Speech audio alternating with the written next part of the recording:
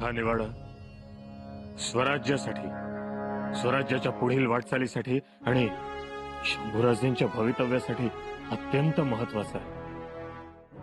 त्यामुळे हा निवाडा करण्यासाठी एकच व्यक्ती योग्य आहे असं आम्ही समजतो. हा निवाडा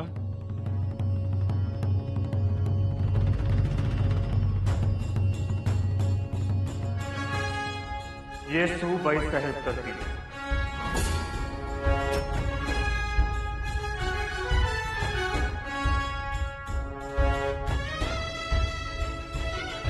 आणि हा निवाडा त्या स्वराज्याच्या कुलमुखत्यार या नात्यानं करतील.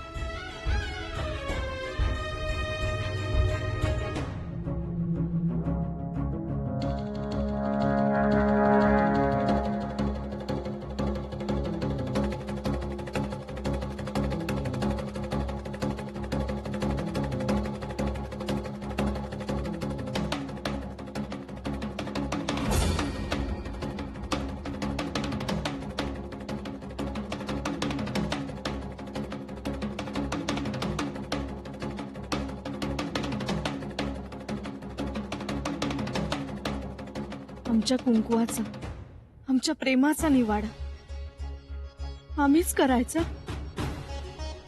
आणि जर निवाड्याचा निर्णय आम्ही देणार असू तर मग युवराजांची बाजू कोण मांडणार? ही कोणी बाजू मांडणारच नसेल तर मग युवराजांचा स्वराज्यात परत येण्याचा मार्गच बंद होणार कायमचा.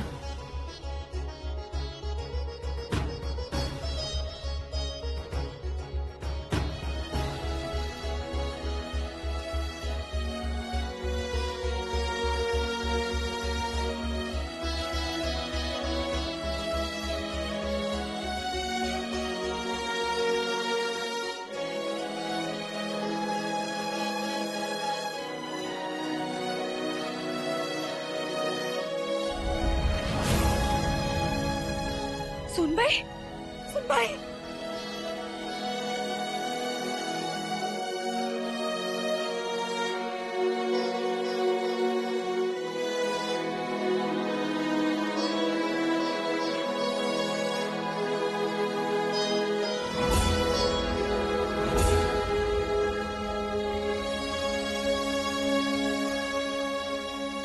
कुलमुखत्यारांना त्यांच्या महाली नेण्यात यावं.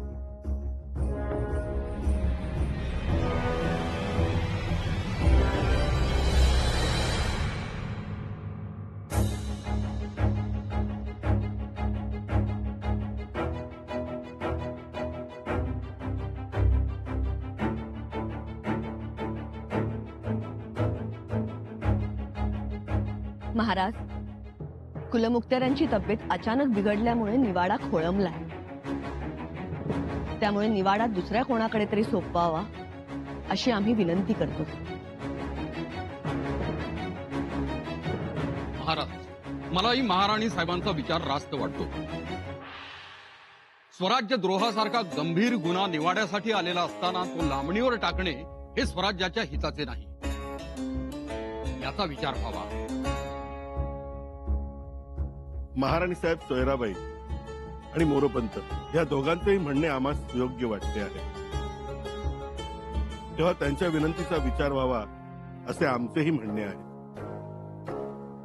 महाराज, अनाजी पंत आणि मोरोपंत ते म्हणतात त्याप्रमाणे स्वराज्य द्रोहासारखा मोठा गंभीर गुन्हा असला तरी बी ज्याच्यावर हे आरोप लावलेले आहेत ती मातबर व्यक्ती आहे ती.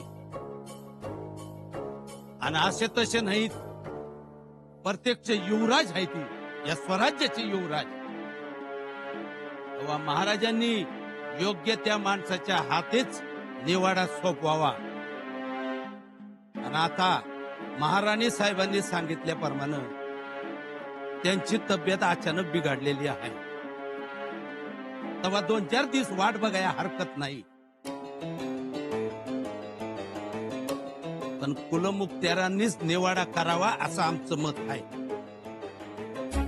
तर नौबतांनी हे ध्यानात घ्यावं, जेव्हा मातब्बर आसामीवर अशा प्रकारचे गंभीर गुन्ह्याचे आरोप होतात तेव्हा निवाड्याचं गांभीर्य 1000 पटीनं वाढतं.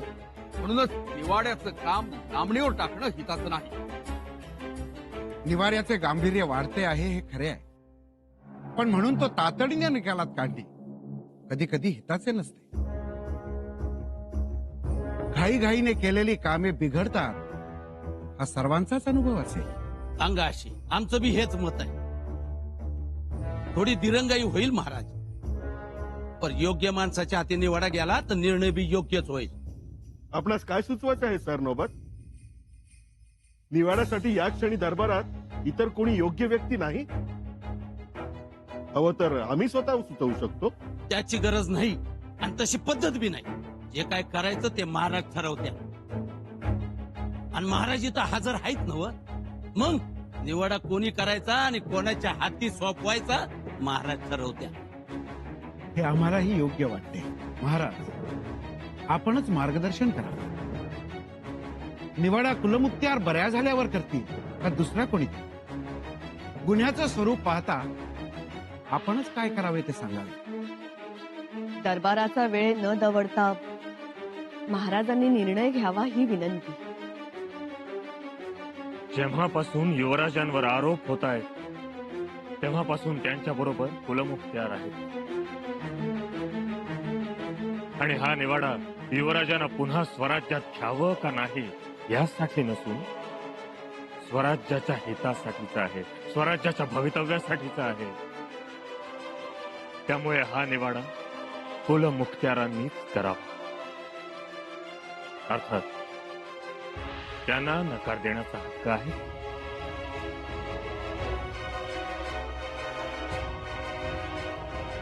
दरबार बरखास्त.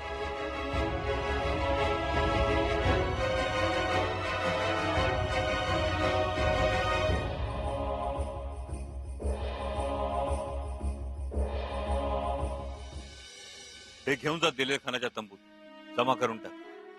मुजरा युवराज.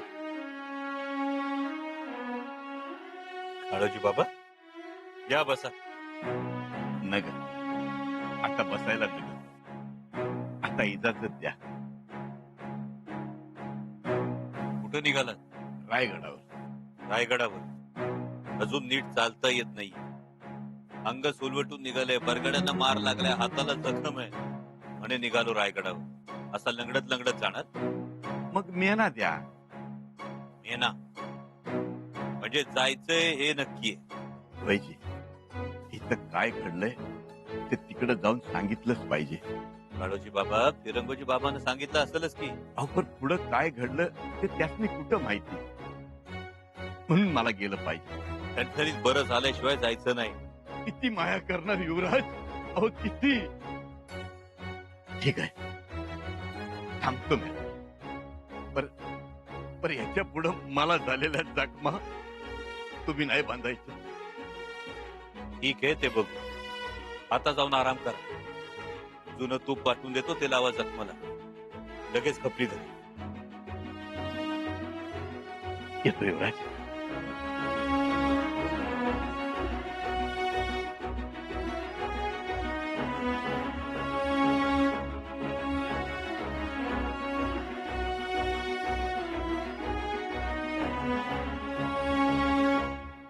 काय झालं वैद्यबुवा? का आली असेल भोवळ? चिंतेचं कारण नाही. युवराजनींची प्रकृती ठीक आहे. अहो मग असं कसं झालं? अहो मनावर ताण आला, दबाव आला किंवा माणूस चिंतेने ग्रासला असेल तर असं होतं कधीतरी. मी औषध देतो त्याला.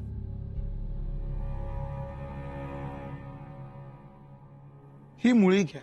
ही मुळी त्यांच्या नाकासमोर धरावी आपण, त्यामुळे त्यांना हुशारी येईल.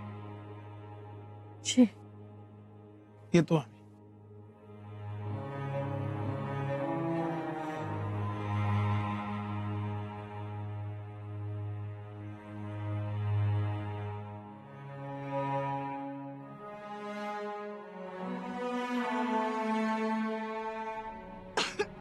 सुनबाई,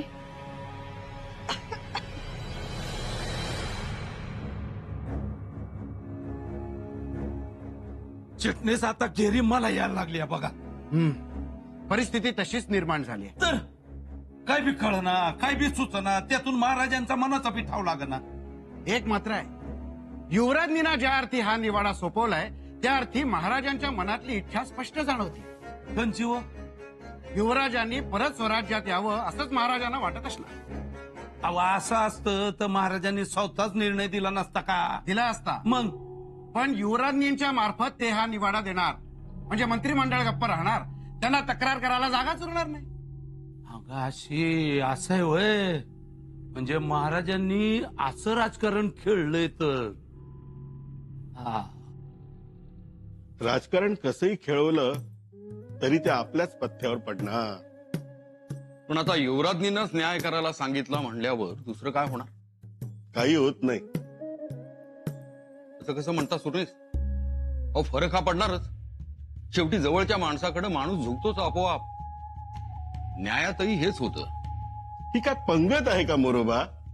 ओळखीचा दिसला म्हणून त्याच्या पत्रावळीत 2 लाडू जास्त टाकायचे? हा स्वराज्याचा निवाडा आहे, समोर महाराज आहेत आणि ते तर स्वतःलाही धारेवर धरणारे. तुमचं म्हणणं मान्य आहे, पण एक गंमत लक्षात आली का तुमच्या? कोणती? युवराज्ञींकडे निवाडा सोपवलाय म्हणजे शंभूराजांची बाजू मांडायला समोर दुसरं कोणीच नाही. का? धाकट्या राणी साहेब आहेत, आंबीरराव आहेत.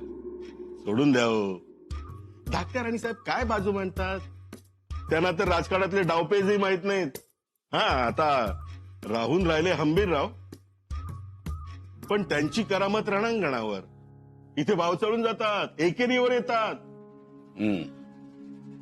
तुमच्या बोलण्यात तथ्य आहे, पण महाराजांनी नकार देण्याचा अधिकारही युवराज्ञींना दिलाय. त्या नकार देऊन युवराजांची बाजू मांडण्यासाठी उभ्या राहू शकतात.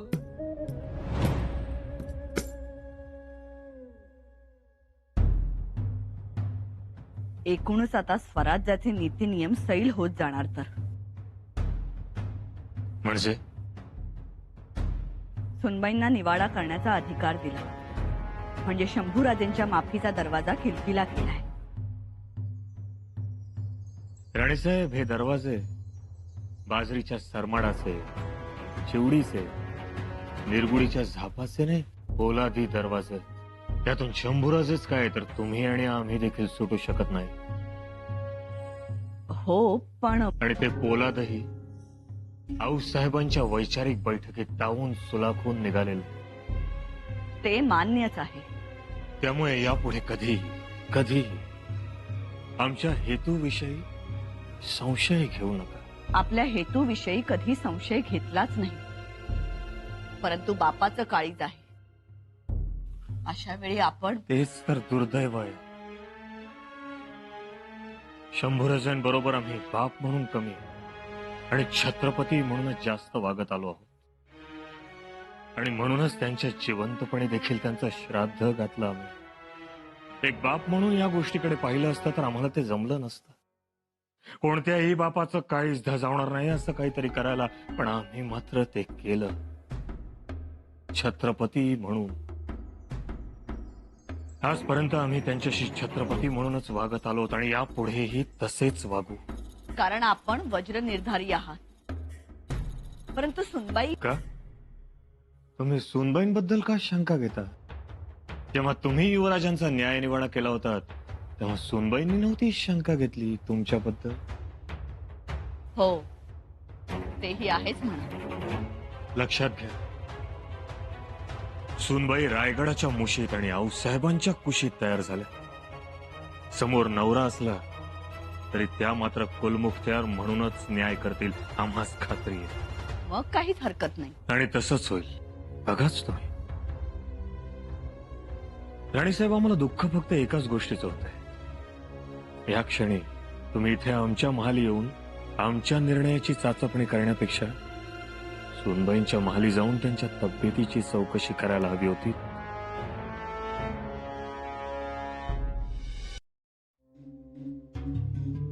सुनबाई,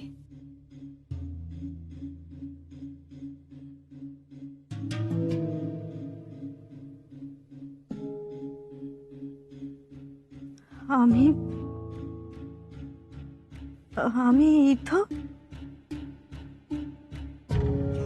निवाडा. कसं वाटतंय तुम्हाला आता? मातोश्री, आम्ही इथे दरबार आम्हाला दरबारात जायचंय. हा उठा जावा. सुधीवर आल्या आणि निघाल्या. दारात ते अगं सुनबाई, महाराजांनी आजच्यासाठी दरबार बरखास्त केलाय. बरखास्त केलं. आम्हाला घेरी आल्यामुळे. होय, आता आराम करा.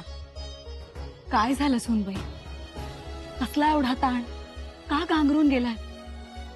का शंभूराजांचा निवाडा करायचा म्हणून दडपण आलंय तुम्हाला? नाही, पण काय? आम्ही निवाडा करायला बसलो तर युवराजांची बाजू कोण मांडणार? आम्ही मांडू.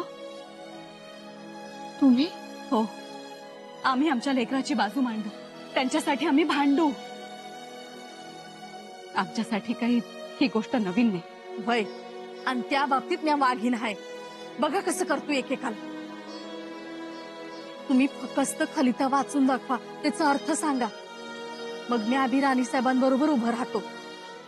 येऊन जाऊन द्या फक्त महाराजांचंच आहे, पण आता भिवून चालायचं नाही. तुमची माया आम्हाला ठाऊक आहे, पण युवराज जर स्वराज्यद्रोही म्हणून शापित झाले तर मोठा कलंक लागेल. न पुसणारा कलंक. तसं नको व्हायला.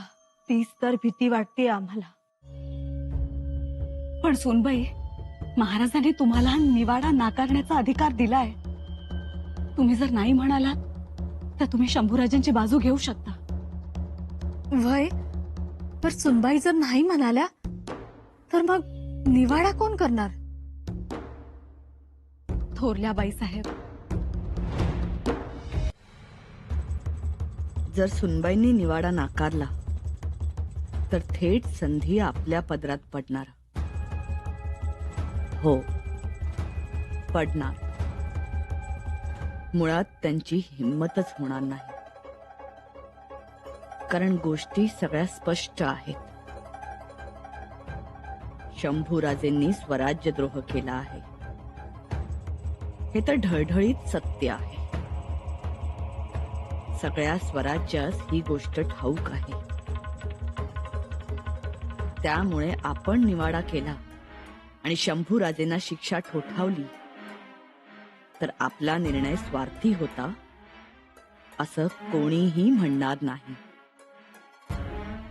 त्यामुळे आता राजाराम राजेंना युवराज होण्यापासून कोणीच रोखू शकत नाही. थोरल्या बाई साहेब. या धाकट्या बाई साहेब, कशा आहेत सुनबाई? गेली का घरी? बऱ्या आहेत आता. म्हणून बाई, आपला नवरा हा आपल्या ऐकण्यात असावा, नाहीतर हे असंच चालू राहतं. घेऱ्या येतात, भोवळ येते, गरगरू लागतं. बोला.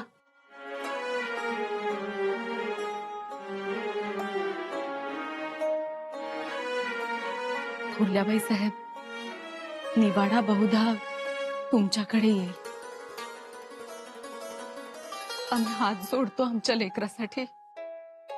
जर आम्ही तुमचं ऐकलं तर हीच वेळ आमच्यावर येईल, आमच्या लेकरासाठी हात जोडण्याची. थोरल्याबाई साहेब, आमचं लेकरू तुमचं लेकरू असा दुजाभाव नका करू. दोन्ही आपलीच लेकरं आहेत. सावत्रपणा नका आणू मध्ये. उलट आम्हीच तुम्हाला विनंती करतो, कधीतरी आमच्याकडे राजाराम राजेंची आई म्हणून बघा. जरा त्यांचाही विचार करा. राजाराम राजेंना तुम्ही जन्म दिलाय असा क्षणभर विचार करा आणि मग बोला.